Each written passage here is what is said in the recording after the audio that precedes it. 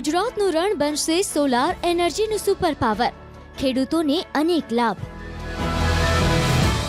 કચ્છનું રણ એક સમય સુધી સૂકાપણું, તંગી અને પછાતપણાનું પ્રતીક માનવામાં આવતું હતું, પરંતુ સમય બદલાઈ રહ્યો છે। આજે એ જ કચ્છનું રણ ભારતની સોલર અને પવન ઉર્જા ક્રાંતિનું મુખ્ય મથક બની રહ્યું છે।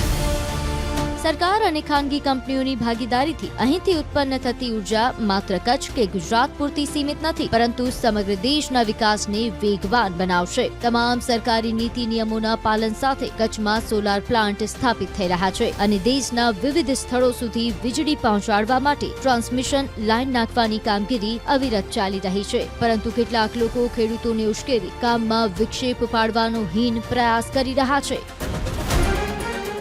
થર્મલ પાવરથી ઉત્પન્ન થતી વીજળી મોંઘી હોવા સાથે પર્યાવરણને નુકસાન પહોંચાડે છે, પરિણામે આબોહવા ડહોળાય છે અને પૂર, વાવાઝોડા, માવઠા જેવા ઘા સહન કરવાના થાય છે। પરંતુ સૌર અને પવન ઉર્જા પર્યાવરણ મિત્ર છે, ઓછી ખર્ચાળ અને લાંબા ગાળે ટકાઉ વિકાસની ખાતરી આપે છે। આમ તો ટ્રાન્સમિશન લાઇનો અમુક ખેડૂત કે સરકારી જમીનમાંથી પસાર થાય છે, પણ તેનો લાભ સમગ્ર સમાજ અને સમગ્ર દેશને મળે છે। સરકાર દ્વારા નક્કી કરાયેલા નિયમો મુજબ જમીનનું વળતર પણ આપવામાં આવે છે। જો કે વીજ લાઇન જેમના ખેતરમાંથી પસાર થાય છે તેવા ખેડૂતો વિરોધ કરવામાં ઓછા હોય છે, પણ જેમને કંઈ લેવા દેવા ન હોય તેવા લેભાગુઓ વિરોધનો ઝંડો પકડી ખેડૂતોને ગેરમાર્ગે દોરે છે। આ પ્રકારનો વિરોધ કરનારા સમગ્ર દેશને નુકસાન પહોંચાડે છે। માત્ર ખેડૂતોના હિતની વાત કરીને આવા લોકો માત્ર લાભના રોટલા શેકે છે। પોતાના સ્વાર્થ ખાતર વિરોધ કરાવનારા આવા લોકોથી સાવચેત રહેવાની જરૂર છે।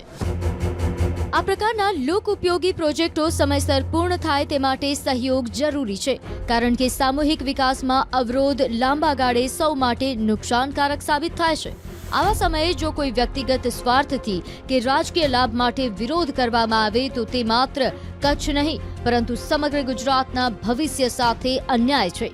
નક્કી એ નિર્દોષ ખેડૂતોએ પણ કરવું પડશે કે કોઈના સ્વાર્થ ખાતર આપણે આપણા પગ પર કુહાડી કેમ મારી રહ્યા છીએ।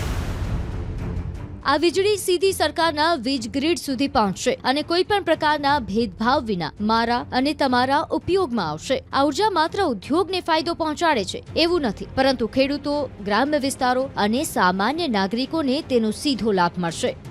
કચ્છમાં ઔદ્યોગિકરણ વધવાથી સ્થાનિક યુવાનોને રોજગારી મળી રહી છે અને ગ્રામ્ય વિસ્તારોમાં નવા ધંધા રોજગારની તકો સર્જાઈ રહી છે। ખાસ કરીને ખેતી ક્ષેત્રમાં વીજ પુરવઠાની સ્થિતિમાં ઐતિહાસિક સુધારો થશે।